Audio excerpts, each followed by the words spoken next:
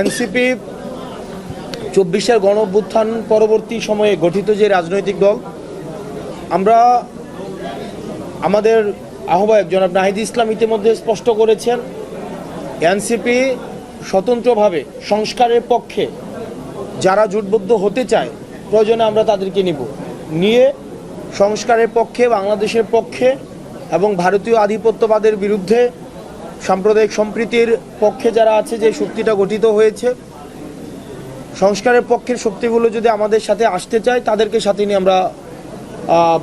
আমরা জোট গঠন করতে পারি। কিন্তু যারা সংস্কারের বিপক্ষে অবস্থান নিয়েছে, যারা দেশের সংস্কার কার্যক্রমকে বাধাগ্রস্ত করেছে, 24-এ যে কারণে মানুষ রাস্তায় নেমে এসেছিল, সেই জন আকাঙ্ক্ষার বিরুদ্ধে যারা অবস্থান নিয়েছে, তাদের সাথে এনসিপির কোনো জোট, তাদের সাথে এনসিপির কোনো ধরনের কোনো নির্বাচনী অ্যালায়েন্স, সেটি আসলে সম্ভব নয়। 2 নম্বর বিষয় হচ্ছে নির্বাচনী অ্যালায়েন্স, ইলেকটোরাল অ্যালায়েন্স এবং দেশের সামগ্রিক স্বার্থে আমরা এনসিপি সবসময় ছাড় দিয়ে এসেছি, আমরা সংস্কারের পক্ষে সবসময় ছাড় দিয়ে এসেছি, জাতীয় ঐক্যমত্যের প্রশ্নে আমরা সবসময় ছাড় দিয়ে আসছি। জাতীয় ঐক্যমত্যের প্রশ্নে, সংস্কারের প্রশ্নে যে রাজনৈতিক দলগুলো আসতে চায়, আমরা তাদেরকে নিয়ে পরবর্তী নির্বাচনী কার্যক্রম আমরা পরিচালনা করতে আমরা তাদেরকে ওয়েলকাম জানাবো। এই আমাদের পূর্ণাঙ্গ প্রার্থী আমাদের খুব সম্ভবত এই নভেম্বরের এন্ড অফ থার্ড উইকের মধ্যে, উইদিন থার্ড উইকের মধ্যে আমাদের প্রাথমিক ধাপের প্রার্থীতা হচ্ছে ঘোষণা করা হবে। এটা হচ্ছে থার্ড উইকের মধ্যেই আমরা প্রত্যাশা করছি এটা হবে। হ্যাঁ, থার্ড উইকের মধ্যে আহ্বায়ক জনাব নাহিদ ইসলাম 15 তারিখের কথা বলেছেন।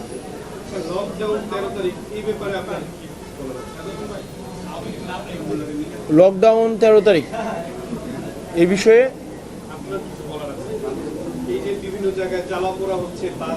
প্রথমত হচ্ছে আওয়ামী লীগ এখন বাংলাদেশে অপ্রাসঙ্গিক। এটি নিয়ে আসলে আমাদের লুক ফরওয়ার্ড, আমাদের সামনে ভাবতে হবে, সামনের বিষয় নিয়ে চিন্তা করতে হবে।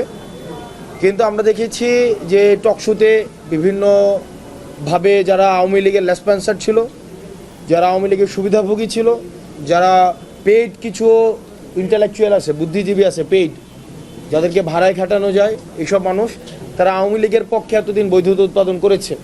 কিন্তু গত 2 দিনের কার্যক্রমে বুঝে যাওয়া উচিত যে আওয়ামী লীগ কখনোই গণমানুষের দল ছিল না। এই যে আগুন, সন্ত্রাস, জ্বালা পোড়াও, এগুলো কারা করেছিল অতীতে এবং বর্তমানে কারা করেছে, এটি সুস্পষ্ট হয়ে গিয়েছে গত 2 দিনের কার্যক্রমে। আপনাদের একটা বিষয় মাথায় রাখতে হবে, আওয়ামী লীগের যে পতন সেটি কিন্তু কোনো নিয়মতান্ত্রিকভাবে হয়নি, যে ব্যালটের মাধ্যমে সেটি হয়েছে।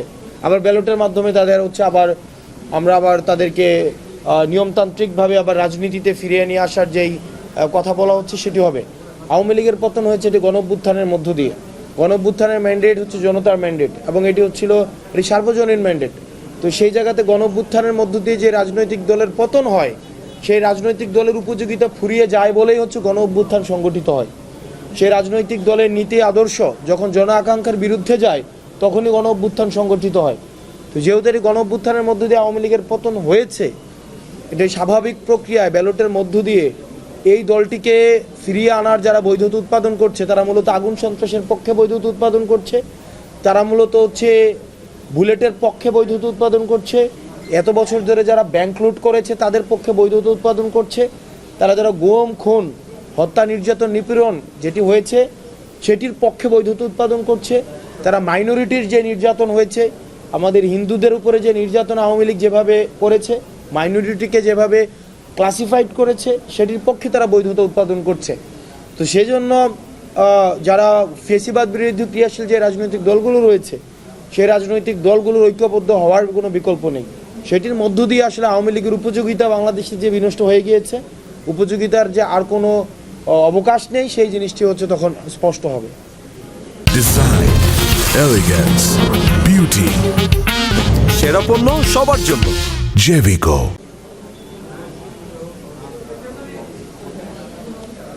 জি, আর কারো কোনো কোশ্চেন আছে?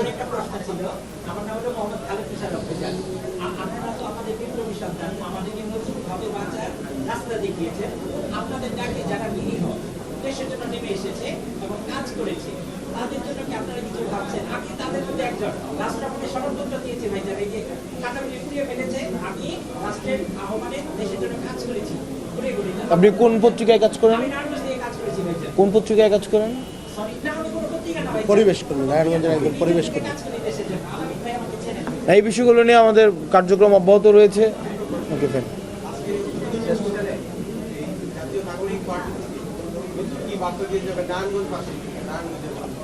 নারায়ণগঞ্জের সাথে নারায়ণগঞ্জের যে ঐতিহাসিক যে ঐতিহ্য রয়েছে, সেই ঐতিহ্যকে রাজনৈতিকভাবে বিভিন্ন সময় কলুষিত করা হয়েছে।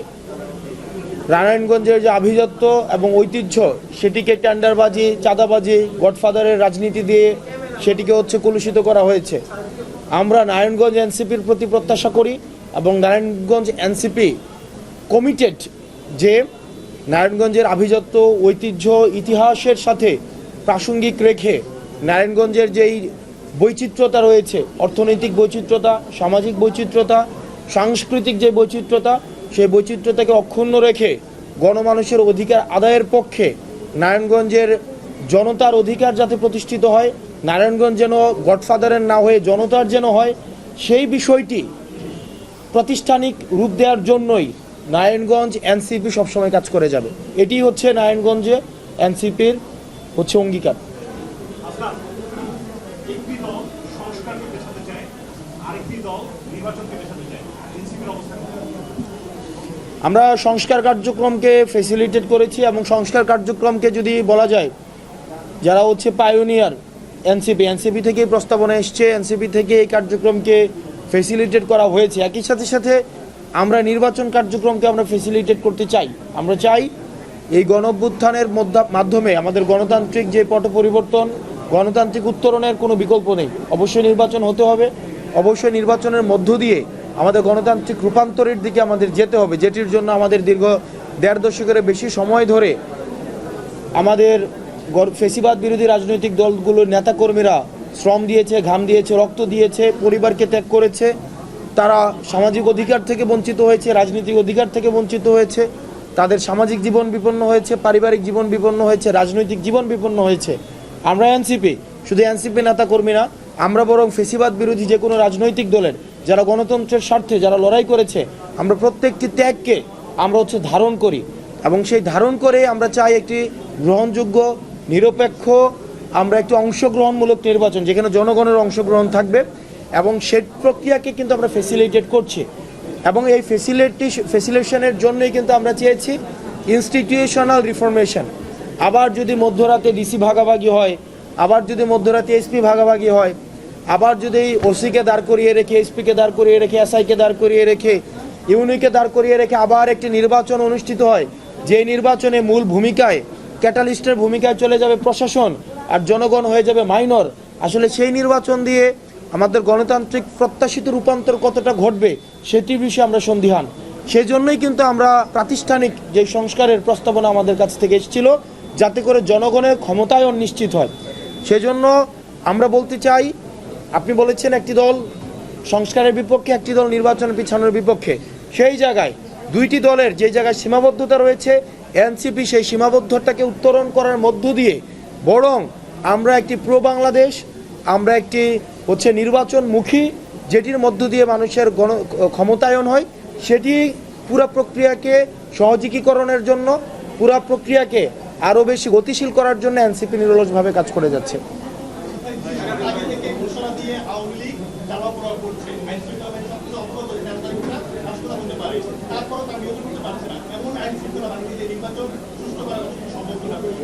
একই প্রশ্ন তো আমারও আপনাদের কাছে।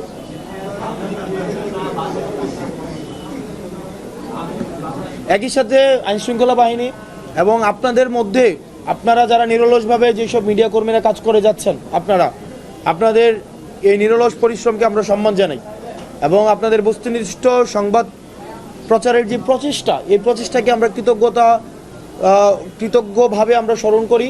এবং একই সাথে সাথে এটাও সত্য, আপনাদের এই প্রচেষ্টাকে আপনাদের মধ্যে আবার এক ধরনের পক্ষ রয়েছে যারা কলুষিত করার চেষ্টা করে, মিডিয়া প্রপাগান্ডা, ইন্ডিভিজুয়ালি ফ্রেমিং করার মধ্য দিয়ে যারা ফেসিবাদের পক্ষে যারা মতামত উৎপাদন করে, যারা গণহত্যার পক্ষে মতামত উৎপাদন করে, আওয়ামী লীগের পক্ষে মতামত উৎপাদন করে, যারা সংস্কারের বিপক্ষে মতামত উৎপাদন করে, যারা নির্বাচন পিছানোর বিপক্ষে মতামত উৎপাদন করে, যারা আওয়ামী লীগকে একটি গণতান্ত্রিক আমি দল হিসেবে প্রকাশ করার জন্য মতামত উৎপাদন করে, তারা আপনাদের এই নিরলস প্রচেষ্টাকে মূলত কলুষিত করে। আপনারা যারা ফেসিবাদ পরবর্তীতে বাংলাদেশকে এগিয়ে নিতে চান, আপনাদের যে নিরলস প্রচেষ্টা রয়েছে, এই প্রচেষ্টাকে মিডিয়া মাফিয়া এক শ্রেণী রয়েছে, সেই মিডিয়া মাফিয়ারা কিন্তু আপনাদের এই প্রচেষ্টাকে আপনাদের ব্যর্থতায় পর্যবেসিত করার জন্য নিয়মিত ষড়যন্ত্র করে যাচ্ছে। সেই বিষয়ে আপনাদেরকে সতর্ক হতে হবে। একই সাথে সাথে প্রশাসনকে সতর্ক হতে হবে। একই সাথে সাথে আমাদের দেশের প্রতিষ্ঠানগুলোকে যদি আমরা সুসংহত না করতে পারি, দিন শেষে আসলে কোনো সময় একটি স্বচ্ছ নিরপেক্ষ অংশগ্রহণমূলক নির্বাচন সম্ভব নয়।